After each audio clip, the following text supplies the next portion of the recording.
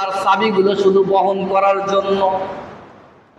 এত সম্পদের মালিক, বিলাসবহুল বাড়ি গাড়ি, সব কিছু তার যখন হলো, অহংকারে যখন ফেটে পড়লো বিষয় সম্পদ নিয়ে, আল্লাহ ডাক দিয়ে বললেন, মুসা রে, তুমি কারুনকে বলো তার সম্পদের যাকাত আদায় করতে।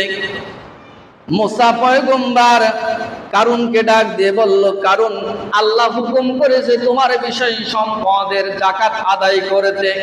বলল, কিভাবে করব? বলে অর্ধেক, বলে অসম্ভব। এরপরে বলল 3 ভাগ, বলল অসম্ভব। এরপরে বলল 4 ভাগ, বলে অসম্ভব। বলল 10-এর 1 ভাগ, বলে অসম্ভব। 20-এর 1 ভাগ, বলল অসম্ভব। 30-এর 1 ভাগ, বলল অসম্ভব। 40-এর 1 ভাগ আল্লাহ নির্ধারণ করে দিয়েছে, এর থেকে আর কম হবে না। কারণ বলল, তাহলেও তো আমার অনেকগুলো চলে যায়, আমি দিতে পারবো না, আমি দিতে পারবো না।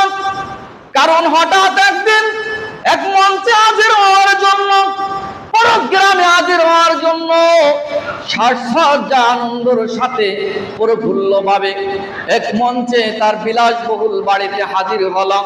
এই জায়গায় যখন হাজির হলো, জনগণ দেখার জন্য উপস্থিত হয়ে গেল। এই বাবার দেখে দেখে বলল, আল্লাহ, কারুনের মতো বিষয় সম্পদ যদি আমাদেরকে দান করতো, অন্তত দুনিয়াতে আমরা একটু শান্তিতে থাকতে পারতাম, দুনিয়াতে বাড়ি গাড়ি বিলাসবহুল সব কিছু উপভোগ করতে পারতাম। আর ইমানদার যারা ছিল তারা বলল, আল্লাহ রাব্বুল আলামিন এই দুনিয়ার সুখ শান্তির চাইতে পরকালের সুখ শান্তি অনেক উত্তম আল্লাহ রেখেছে, এই দুনিয়ার থেকে পরকালের প্রতিদান অনেক উত্তম আল্লাহ রেখেছে। যেহেতু আল্লাহ পরকালের সম্পদ সবচাইতে সম্মানিত করেছে। এই কথা বলতে বলতে সব মানুষ যখন হাজির হয়ে গেল, কারণ যখন উপস্থিত হলো, অহংকার বশত ওই বাড়িতে যখন উপস্থিত হলো, আল্লাহ রাব্বুল আলামিন এই কারুন আর কারুনের বাড়ি সহকারে বিষয় সম্পদ সহকারে মাটির নিচে আল্লাহর হুকুমে সব বিরাজ করে ফেলল। বাকি যারা ছিল তারা বলল, হায়, কারুনের সম্পদ এইভাবে কারুন সহকারে মাটি গ্রাস করে ফেললো। হায়, আমাদের এই দুনিয়ার সম্পদের প্রয়োজন নাই, যেহেতু আল্লাহ যেটা করে ওটাই মঙ্গল। সুবহানাল্লাহ। আমার ভাইরা, কারুনের সম্পদ ছিল, অহংকারও ছিল। যেহেতু সে যাকাত দিতে অস্বীকার করলো, হক আদায় করতে রাজি না, আল্লাহ তাকে ধ্বংস করে দিয়েছে। আল্লাহ সে কথা সূরা কাসাস 28 নম্বর সূরার 76 থেকে 82 নং আয়াত পর্যন্ত এই কারণের তাফসীর করা হয়েছে, বর্ণনা করা হয়েছে। এর শানে নজুল দেখবেন, এর ইতিহাসগুলো আপনারা পেয়ে যাবেন। এগুলো কোনো গল্প গুজব না, এগুলো বাস্তব ঘটনা যেটা আল্লাহ কোরআনে তুলে ধরছে। আল্লাহ বললেন, তোমরা চেয়ে দেখো সেই বাগান আলীদের থেকে যারা ইনশাআল্লাহ না বলার কারণে তাদের বাগানে যে ফল, এত পরিমাণ ফল হয়েছিল, এত পরিমাণ ফল সেই বাগানে হয়েছিল, তারা অহংকারের জোরে তারা ইনশাআল্লাহ বলতো, তারা ভুলে যেত এবং বলতো কোনো ফকির, কোনো মিসকিন, কোনো গরিব মানুষ কোনো বাগানে প্রবেশ না করে, নিষেধ করে দেয়া হলো। তারা বিকেল বেলা দেখে ঘুরে ঘুরে গেল, আগামীকাল সকালবেলা সমস্ত ফল তুলে তারা অধিক মাত্রার টাকা পয়সা বিক্রি করে তারা কামাই করবে। আল্লাহ পাকের হুকুমে আমেরিকার এই যে আগুন ধরলো আমরা সবাই দেখছি, এইরকম ভাবে আল্লাহ হঠাৎ করে আগুন ধরাই দিল, বাগান পুড়ে ছাই। আমেরিকার মতো আগুন ধরাই দিল সেই অহংকারী বাগান আলীদেরকে, যারা বলছিল কোন গরিব মানুষ, কোন অসহায় মানুষ এরা যেন বাগানে প্রবেশ না করে, আর যারা আসবে কাজ করতে তাদের ভিতরে যেন কোনো গরিব মানুষ না থাকে। একটা কথা মনে রাখবেন, যে খাওনের ভিতরে, যে দাওয়াতের ভিতরে গরিব মানুষ, অসহায় মানুষের দাওয়াত নাই, ওই খাওন কোনো মানুষের খাওন না, ওই খাওন হলো কুত্তার খাওন। বুখারীতে স্পষ্ট হাদিস হয়েছে, আল্লাহ রাসূল সাল্লাল্লাহু আলাইহি ওয়াসাল্লাম বলেছেন, তুমি যদি বাড়িতে যদি অনুষ্ঠান করো, সে জায়গায় যদি মিসকিন, অনাথ, অসহায়, গরিব মানুষের যদি দাওয়াত না থাকে, সেই খাওন কোনো মানুষের খাওয়া না, ওই খাওয়া কুকুরের খাওয়া। আপনি যেই অনুষ্ঠান করেন না কেন আপনার প্রতিবেশীকে দাওয়াত দিতে হবে। আমরা আনন্দের সাথে আমরা দাওয়াত করে মানুষদেরকে খাওয়াই, কিন্তু যে বেচারা আমার মা এবং বাবা মরে গেলে তার নিজের কামলা কাজ কাম ফেলে রেখে কবর খুঁজলো, আমরা যখন দাওয়াত দিই আমার ছেলে মেয়েদের বিবাহে, তখন আমরা তার বড় ভাই পেট মোটা যেটা টাকা পয়সা আছে ওইটার দাওয়াত দিই। অথচ যে ব্যক্তি কাজ করতে গেছিল কামলা দিতে, আপনার মা বাবার মৃত্যুর সংবাদ শুনে কাজ ফেলে রেখে গোরস্থানে কবর খুঁজছে, আপনার মা বাবাকে গোসল দিছে, অথচ তারা তাকায় তাকায় দেখে যে ভাইরে দাওয়াত দিয়ে গেল তার মেয়ের, আমাকে একটু বললো না, অসহায়ের মতো তাকায় থাকে। আপনি কি মনে করেন যে আপনি কোনো মানুষের কাজ করছেন? কোন ধনী ব্যক্তি আপনার বাবার কবর খুঁজে না, কোন টাকাওয়ালা ব্যক্তি সাদা শার্ট গায়ে ব্যক্তি আপনার বাবার কবরে নামে না। যারা নামে তারা তাদের গায়ে ভালো পোশাক থাকে না।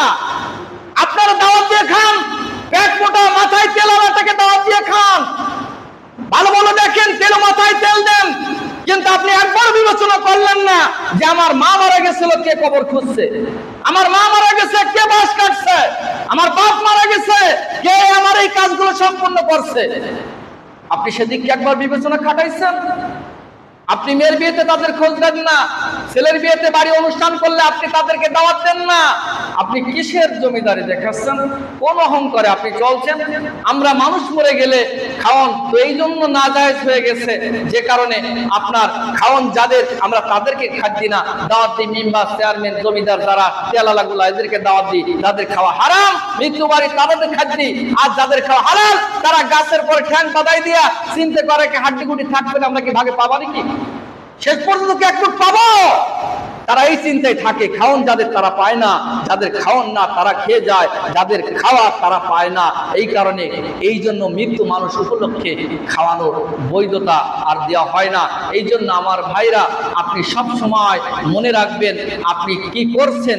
আজকে আমরা এই ইফতারির সময় আমরা রোজার দিনে অনেকের বাড়িতে দাওয়াত দিয়ে আমরা মানুষ খাওয়াচ্ছি, আপনি কি খেয়াল করছেন যে গরিব অনাথ অসহায় যারা তাদের দাওয়াত দিচ্ছেন কিনা? যারা অসহায় মানুষ গোশ কিনে খাতে পারে না তাদেরকে আপনি দাওয়াত দিচ্ছেন কিনা? খাওয়া যাদের জন্য তাদেরকে দিচ্ছেন কিনা?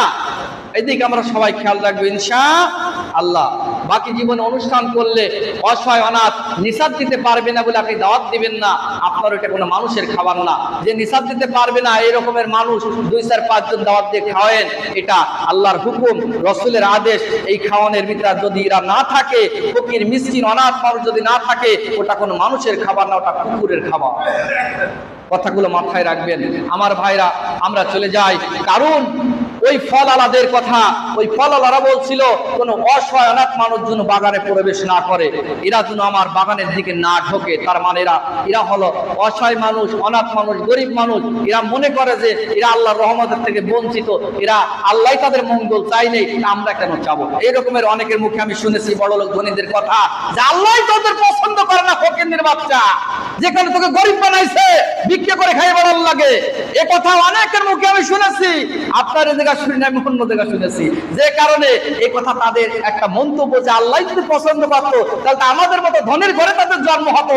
আল্লাহ পছন্দ করে না তাকে, এরা ফকিরের বাচ্চা, ওরা আমাদের কামলা খাটার জন্য, বাড়ির কাজ করার জন্য আল্লাহদেরকে সৃষ্টি করছে, এরা আমাদের জন্য না। যেহেতু এরা যেন বাগানে না ঢোকে, এরা রাত্রে বেলা যখন ঘুমালো, সকালবেলা যখন চলে গেল, সকালবেলা বাগানে যে দেখে বাগান কই, এরা যে দেখে বাগান কই, কেউ কেউ বলল আমরা ভুল পথে এসেছি, আমরা মনে হয় ঠিক পথে আসি নাই, বাগানের জায়গা তো আসি নাই, বাগান তো নাই। আর কেউ কেউ বলল না রে, বাগান ঠিক পথে এসেছি কিন্তু আল্লাহ ধ্বংস করে দিয়েছে। আমরা যে অহংকারে অন্ধ হয়ে গিয়েছিলাম, অহংকারে যে আমাদের চোখ উপরের দিকে চলে গিয়েছে, নিচের দিক যে আমাদের নাই। আমরা অহংকার করেছি, বাগানে গরিব অসহায় মানুষদেরকে বারণ করেছি, আল্লাহর গজব দিয়ে ধ্বংস করে দিয়েছে, সব পোড়ায় ছাই করে দিয়েছে। আমরা ভুল করেছি, যেহেতু আমরা তওবা করে নিলাম, আজকের পর থেকে আল্লাহ বাকি জীবনে কোনোদিন আর এই ধরনের অহংকার করব না। আল্লাহ তুমি চাইলে এর চাইতে উত্তম বাগান আমাদেরকে দান করতে পারো। এই কারণে